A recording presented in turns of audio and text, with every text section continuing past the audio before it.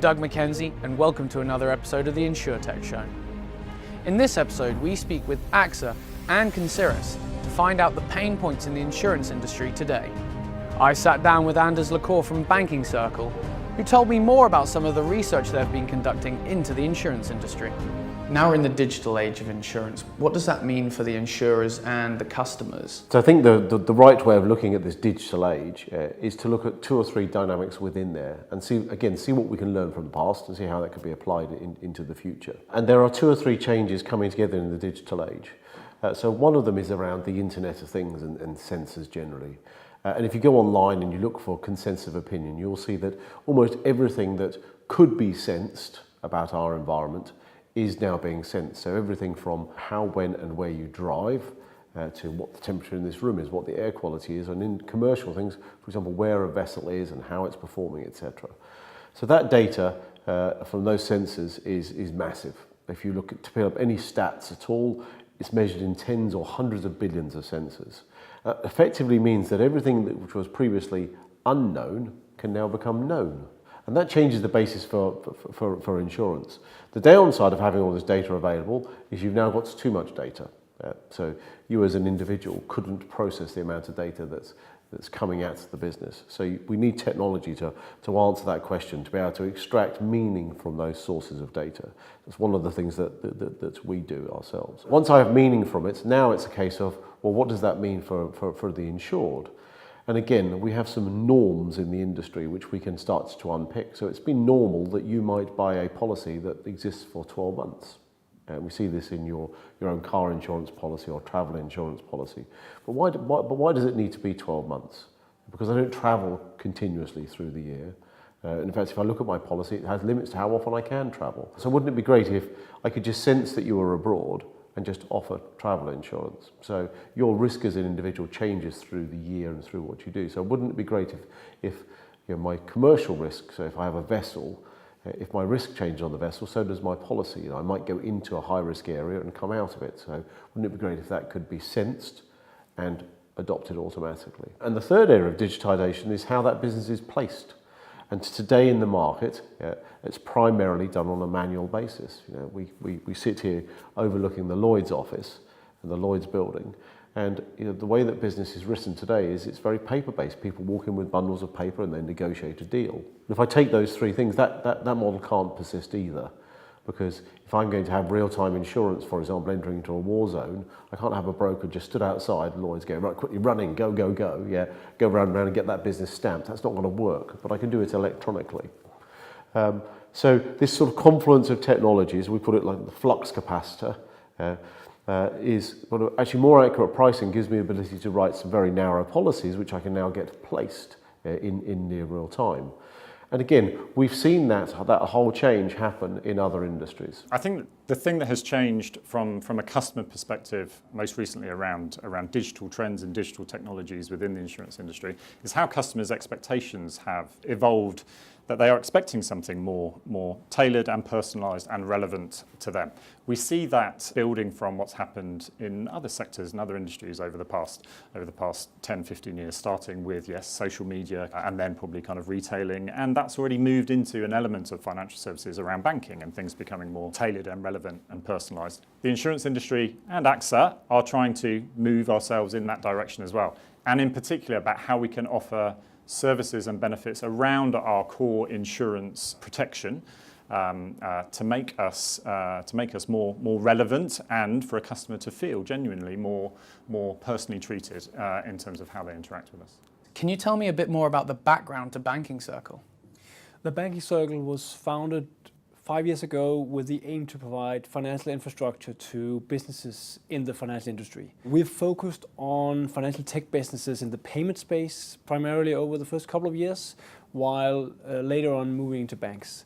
And we provide the bank account infrastructure for any of these businesses, enabling them to service their client base in the corporate space. So why is Banking Circle looking to finally work in the insurance industry? I think many of the challenges that we identified a couple of years ago in the payment industry or in terms of the banks, meaning the ability to do highly automated reconciliation and payment flows. You could also apply that towards the insurance industry. In the insurance industry, we've seen the evolution of the Insurtech industry that is trying to solve many of these challenges. And again, we are in this space to actually provide the financial infrastructure for these businesses to operate. Especially if you look into the digitisation within the insurance industry, they, in my opinion, will face many of the same challenges as the banks in terms of compliance, automation.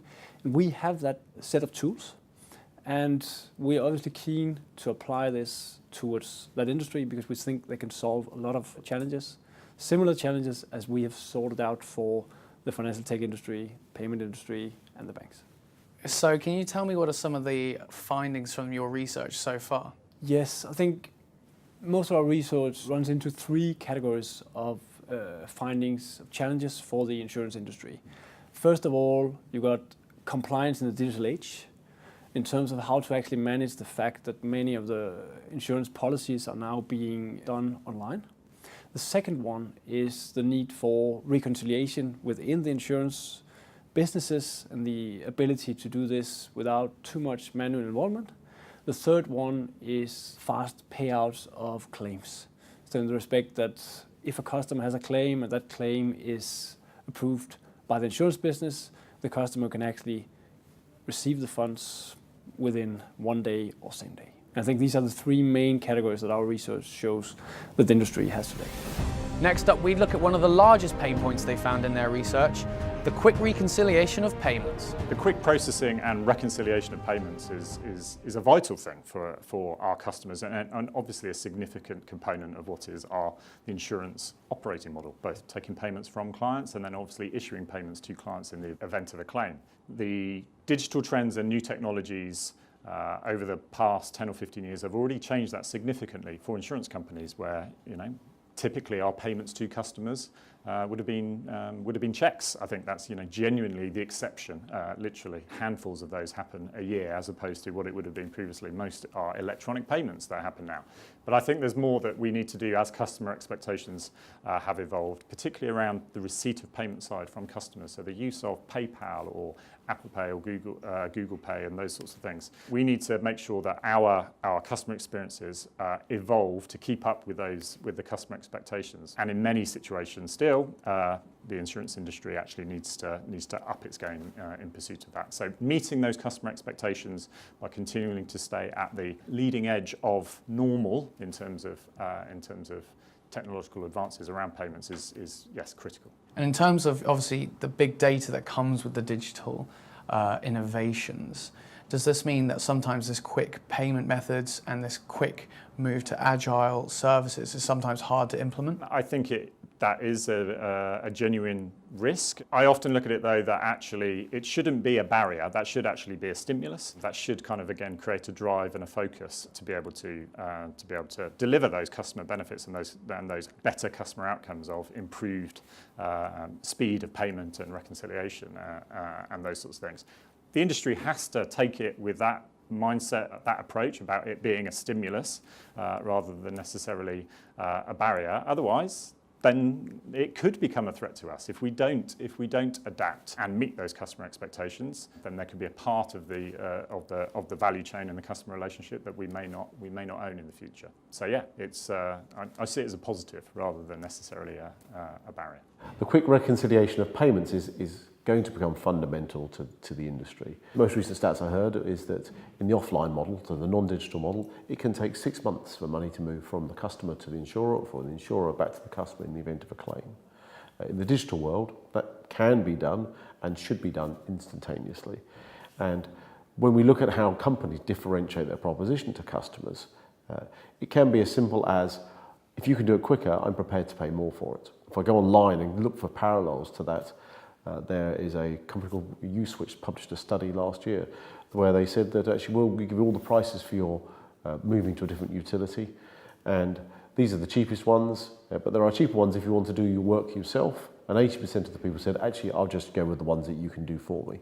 So easy wins. And I think that a lot of the insurance companies are waking up to the fact that actually if I can offer a superior service, it doesn't actually need to be the cheapest, it just needs to be the easiest one. So if I know that I'm going to be able to get quick claims paid without anyone haggling or disputing it, then that offers value to me in what's an incredibly busy lifestyle. So again, the personal lines, we see that changing, and again in commercial lines, if there's been an incident and the money's owed, then the quicker that's paid is better, and I think people can offer those products into the market that will be differentiated. What part of the insurance industry do you think Banking Circle is really going to help the insurers the most? I think we will try to apply the toolbox that we've had the most success with in the payment industry and towards the banks, and that is particular within outgoing payments, incoming payments, and reconciliation.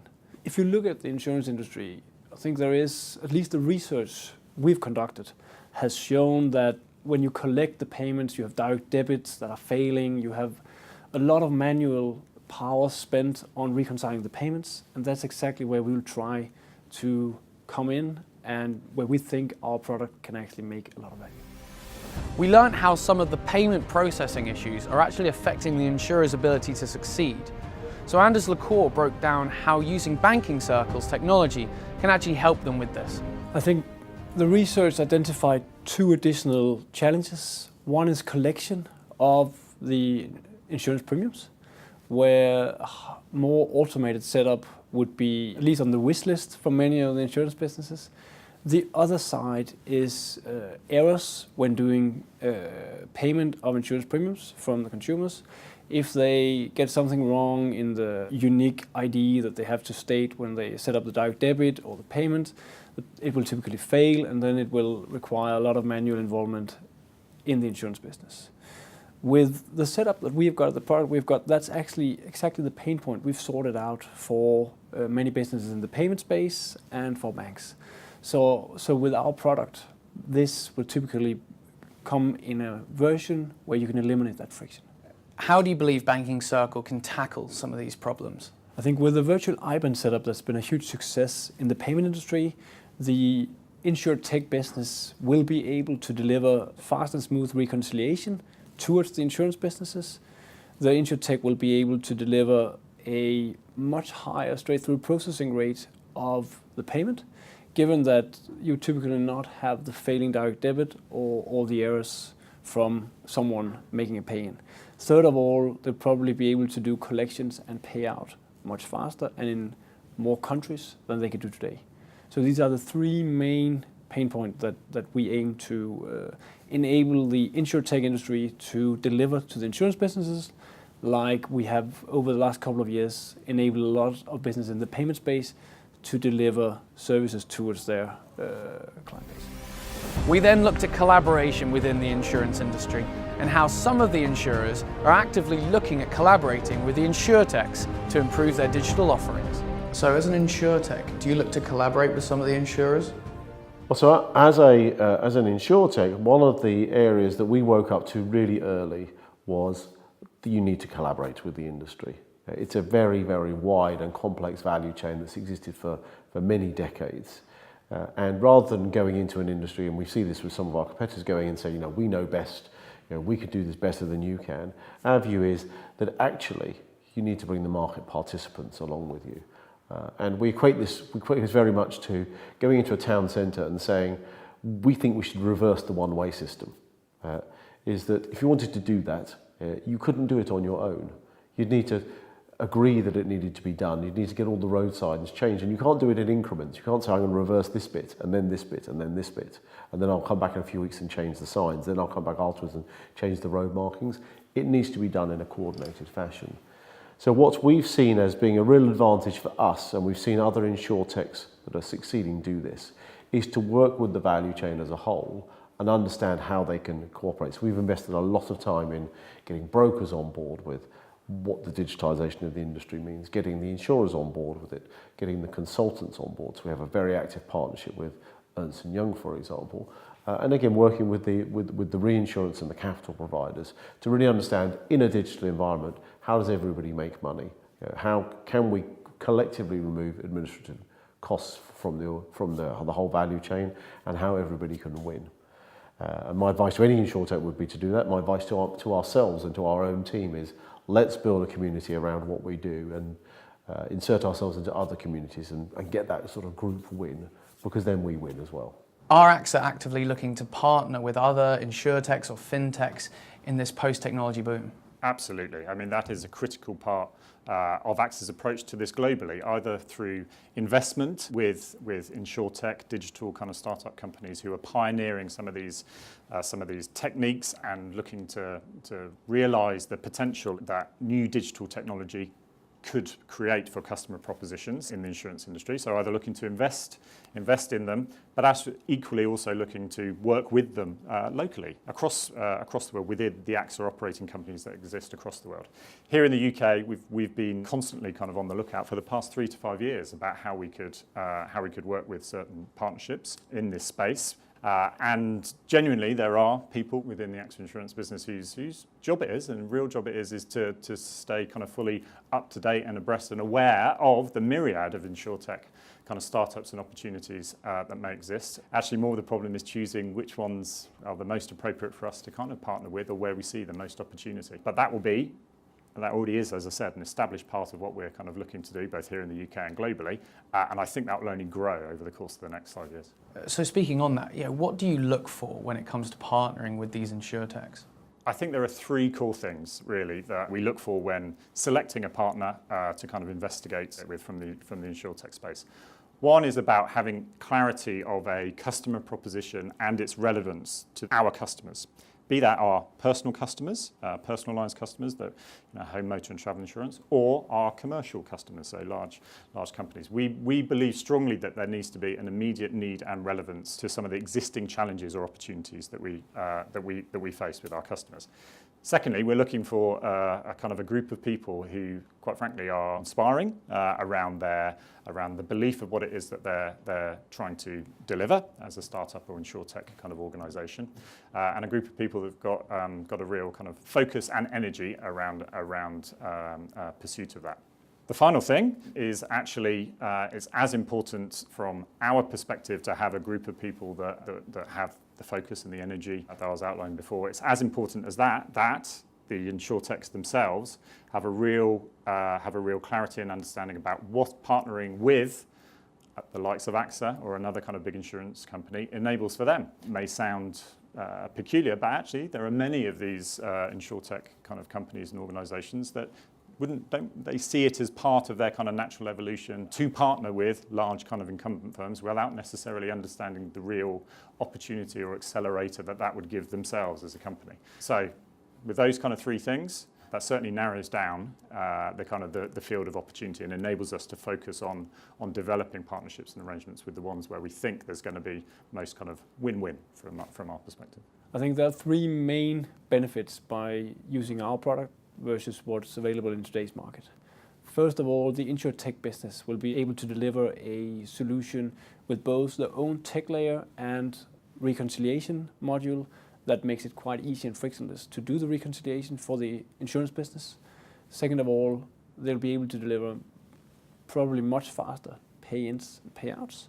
And third of all, they could eliminate the need for direct debits in the space, and again, increase the level of automated transactions handled by an insurance business.